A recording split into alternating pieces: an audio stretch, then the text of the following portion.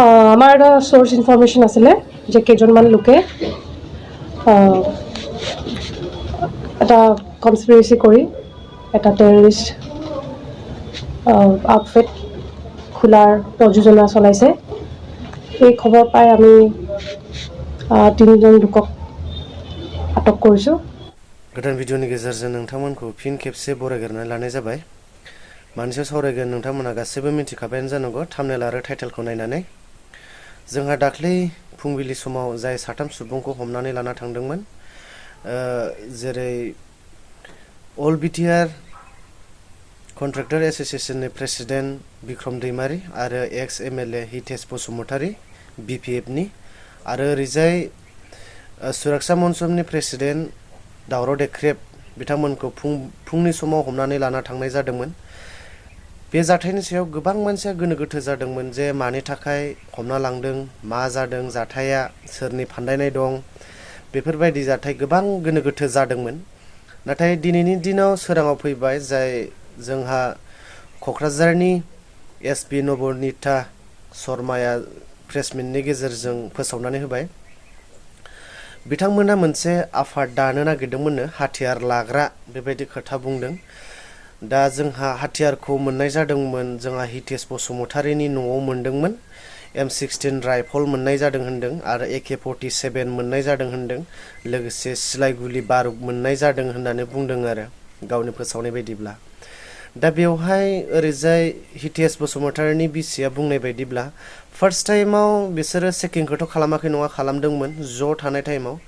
बिनि उनाव चेकिं खालामखांनायनि उनाव थांनानै ससेनिफ्राय फैफिननानै जेब्ला चेकिं खालामफैफिनो अब्लासो सिलाइखौ मोनदों जाहैदों आरो। अब्ला बेसेबां गिदिर खोथा हाबनानै दङ सिङावनो।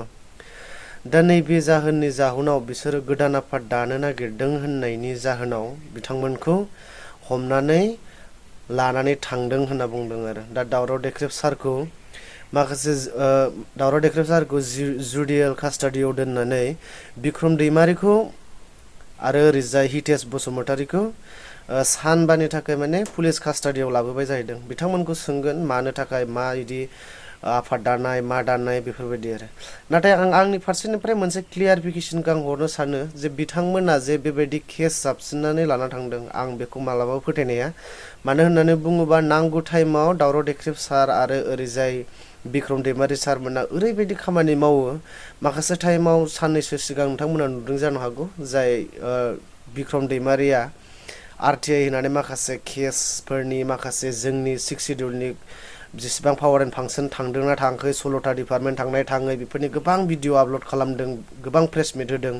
आरो मैया दाख्लैनि सिगां मोनसे बड'लेण्ड मोननाय मोनैनि सायाव बुंदों, बेफोरबायदि गोबां खोथा बुंदों आरो। बैफोरबायदिखौनो लानानै आरो ओरैजाय क'क्राझारनि STनि रिजार्भेसन जाय माबायाव रिजार्भ खालामनो थांगासिनो दङ, बैफोरबायदियाव हेंथा होगोन बायदि साननानै बेफोरनि सायाव गोबां खोथा बुंबोदों, गोबां गसंनानै बुंथेबोदों। बैफोरखौसो बे डिलिमिटेसना जाजोबनांगौ, बिसोर थायोबा जानाय नङा, बेफोरबायदि खेथ्रआव बिसोरो माने फाव फान्दायनानै सोदों नामा, बेखौ दा रायजोआ गोनो गोथो जानानै दासिमबो दङ आरो। दा ओरैजाय बिक्रम दैमारीनि बिसिया बुंनाय बायदिब्लाबो बिथाङाबो बुंदों बेफोरबायदिनो जे बेफोरबायदि जेबो गैया, बेफोर जेसेबांसिम दंफायो एसेबांसिम मिथिगौ जे बियो हारिनि मानि बेसेबां खोथा बुङो मायो, बेफोर खोथाखौ बुंदों आरो। दा बेबायदिनो जेनेबा लानानै थांनाय जादों। दायो आं जाय नबनीता शर्मानि प्रेस मिट, बे भिडिअखौ आं नोंथांमोननो दिन्थिनानै होनो सानबाय। भिडिअआ एसेनोसै, गोजोन्थों। আমাৰ এটা সোর্স ইনফরমেশন আছিলে যে কেইজনমান লোকে এটা কনস্পিৰেচি কৰি এটা টেৰৰিষ্ট আউটফিট খোলাৰ প্ৰযোজনা চলাইছে। এই খবৰ পাই আমি 3জন লোকক আটক কৰিছোঁ এতিয়ালৈকে, আৰু এতিয়া তদন্ত চলি আছে, তদন্ত অব্যাহত আছে।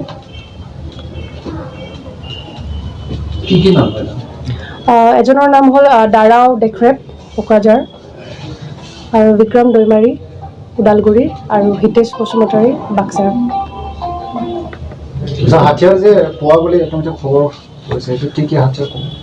আমি তেওঁলোকৰ পৰা অট'মেটিক ৱেপনছ ৰিকভাৰ কৰিছোঁ, আৰু লাইভ এমিনেশ্যন উদ্ধাৰ হৈছে হিতেশ বসুমতাৰীৰ ঘৰৰ পৰা। কি ধাৰা তেওঁলোকৰ বিৰুদ্ধে দিয়া হৈছে ধাৰাটো 120B, 121, 121A, 122, 124A IPC, read with 16, 18, 18A, 18B, 19, 20, 21 UAP Act, read with section 66 IT Act. 5 দিনৰ ৰিমাণ্ডত আমি আনিছোঁ। এজনক আমি জুডিচিয়েলি ইণ্টাৰগেট কৰিবলৈ কোৰ্টে এলাউ কৰিছে, বাকী দুজনক আমি 5 দিনৰ ৰিমাণ্ডত আনিছোঁ।